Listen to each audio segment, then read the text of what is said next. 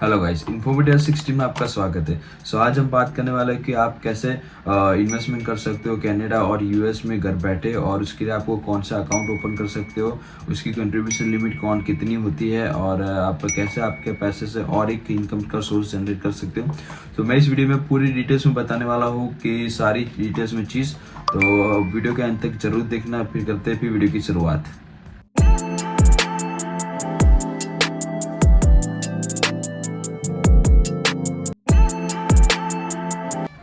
पहले हम बात करेंगे what is investment. Investment means आप कहीं पर पैसे डालो और वहां से आपको एक इनकम का सोर्स जनरेट हो। आइदर ओवर द टाइम, वो कुछ पीरियड के बाद आपको वो पैसे थोड़े से ज़्यादा मिले, और आइदर आप कहीं पे पैसे डाले हो तो वो आपने जो रेट फिक्स किया हो वहाँ से उस रेट का आपको पैसे मिले, उसको हम बोलेंगे इन्वेस्टमेंट। द नेक्स्ट है वेयर टू इन्वेस्ट। इसमें एक फाइनेंशियल इंस्ट्रूमेंट इन्वेस्टमेंट हो गया जिसमें आप stocks, bonds, GIC, mutual fund और ईटीएफ, जीआईसी, ये सारी चीज़ इसमें आती है। आप इसमें पैसे डाल सकते हो और आपको वहाँ से आइदर डिविडेंड मिलेगा जो आपको मंथली मिलता है, डिस्ट्रीब्यूशन होता है, और आइदर आपको उसमें से इंटरेस्ट मिलता है, और आइदर आपकी जितने भी पैसे डाले उसके आपको एक कैपिटल गेन होगा, जिसके जितने भी पैसे डाले उसकी थोड़ी सी अमाउंट उसकी बढ़ जाएगी। तो उतने भी पैसे आप लेके उसको अर्न कर सकते हो। इसमें मैं आपको पूरी डिटेल्स में बताऊंगा वीडियो के एंड में कि कैसे कैसे आप इन्वेस्टमेंट कर सकते हो, कौन कौन सी ऐप है जिसका आप यूज़ करके इन्वेस्टमेंट कर सकते हो, और कौन सा अकाउंट इसके लिए आप ओपन कर सकते हो। द नेक्स्ट है रियल एस्टेट। रियल एस्टेट में बेसिकली दो टाइप के इन्वेस्टमेंट होते हैं। एक है रियल एस्टेट जो आपको इन पर्सन जाके आप कहीं पे लैंड या कोई आप हाउस बाय कर रहे हो तो आप वहाँ से भी इनकम सोर्स जनरेट कर सकते हो। अगर आपके पास इतना पैसा नहीं है, कोई नहीं, आपके पास ना दूसरा ऑप्शन है कि रीट होता है, जो इसको बोलते हैं रियल एस्टेट इन्वेस्टमेंट ट्रस्ट। अब बेसिकली इसमें क्या होता है कि एक काइंड ऑफ द ये ट्रस्ट होता है जो आपके पैसे लेके कोई पुरानी बिल्डिंग में इन्वेस्ट करता है, आइदर वो नई बिल्डिंग बनाता है, और उसके बाद जो उसका रेंट आता है उससे वो आपको पैसे as in form of the dividend देता है, जो मंथली आपको जितने भी आपने पैसे डाले, जिस हिसाब से आपने जितने भी आपने उसके शेयर लिए, उस हिसाब से आपको पैसे देंगे दरमद। इसमें एक डिसएडवांटेज इतना ऐसा है कि आप इसमें आपको ना आपकी कैपिटल गेन नहीं होगी। आपने जितने पैसे डाले वो इतने ही रहेंगे, बट आपको डिविडेंड एवरी मंथ मिलेगा। जितना भी जब भी रेंट आएगा उस हिसाब से वो आपको इतना उतना आपको डिविडेंड देते रहेंगे वापस। नेक्स्ट है बिजनेस इन्वेस्टमेंट। बेसिकली इसका मीनिंग होता है कि कोई बिजनेस अगर कोई स्टार्टअप हो रहा है और आपको लगता है कि इसमें अच्छा है, अगर कोई आप नोन के बिजनेस स्टार्ट में हेल्प कर रहे हो तो आप वहीं पे पैसे डाल सकते हो, और वहाँ से आपके कुछ इंटरेस्ट ले सकते हो, जिसमें से आपको जब भी वो रेवेन्यू होगा, शेयर होगा, तो आपको इसमें से रेवेन्यू आपको शेयर करेंगे, और इधर उसके बाद आप उसको हाई प्राइस में भी बेच सकते हो। उसके बाद है कम्युनिटी रिसोर्स, जिसमें आप लाइक बाय कर सकते हो, गोल्ड हो गए, सिल्वर हो गए, नेचुरल रिसोर्स हो गया, जिससे आप जब भी उसकी प्राइस हाई हो जाती है तब आप उसमें से पैसे अर्न कर सकते हो। अब हम बात करेंगे डिटेल्स में कि स्टॉक, बॉन्ड, ईटीएफ वो क्या होता है। तो पहले है स्टॉक।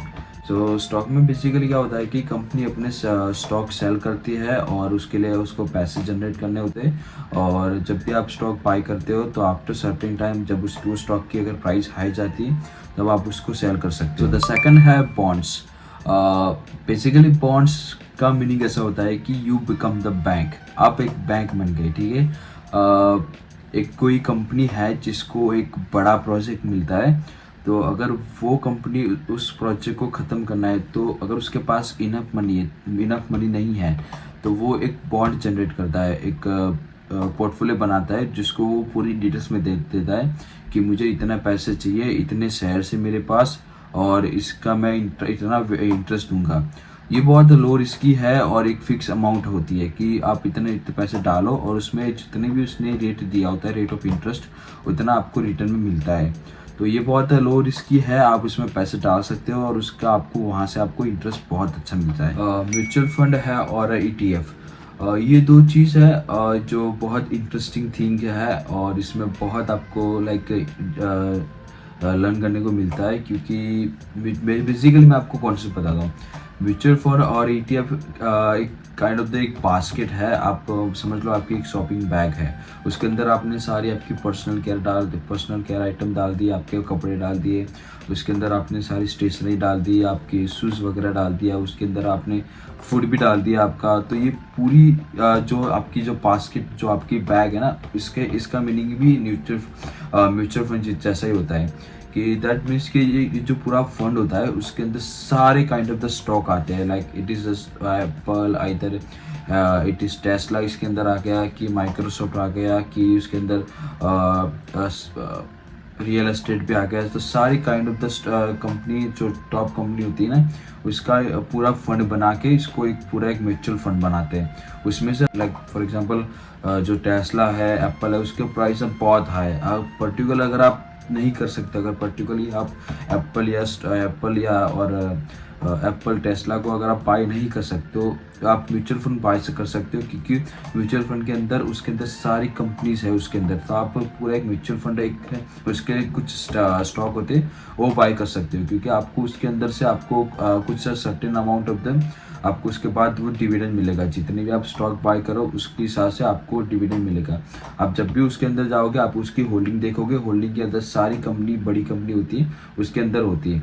और म्यूचुअल फंड और जो ETF होता है जिसका फुल नेम है एक्सचेंज ट्रेडेड फंड, और जो ETF होता है वो उसके अंदर सारी सिक्योरिटी पड़ी होती है। फॉर एग्जांपल उसके अंदर सारे बॉन्ड की वो जो फंड बनाते हैं, वो स्टॉक की अगर फंड बनाते हैं उसका मतलब जो म्यूचुअल फंड होता है। इसमें थोड़ा सा लिटिल डिफरेंट है दोनों के बीच में।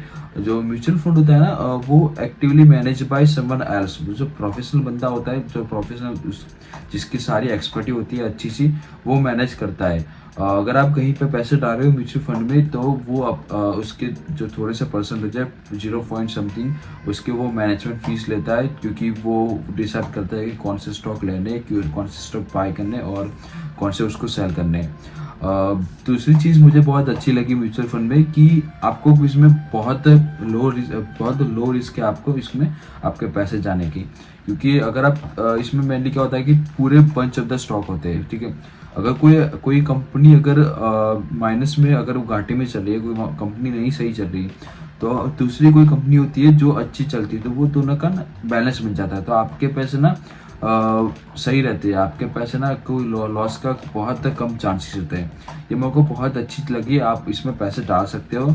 और जो ETF होता है उसमें सारी सिक्योरिटी होती है, तो आप उसमें भी रिसर्च करके आप उसमें भी अच्छा सा पैसे डाल सकते हो। इसमें आप different kind of the account open कर सकते हो, जिस लाइक TFS होता है जिसका नाम है टैक्स फ्री सेविंग अकाउंट। उसके बाद हो गया आपका RRSP जिसका नाम है रजिस्टर्ड रिटायरमेंट सेविंग प्लान। उसके बाद हो गया आपका RESP जिसका नाम है रजिस्टर्ड एजुकेशन सेविंग प्लान।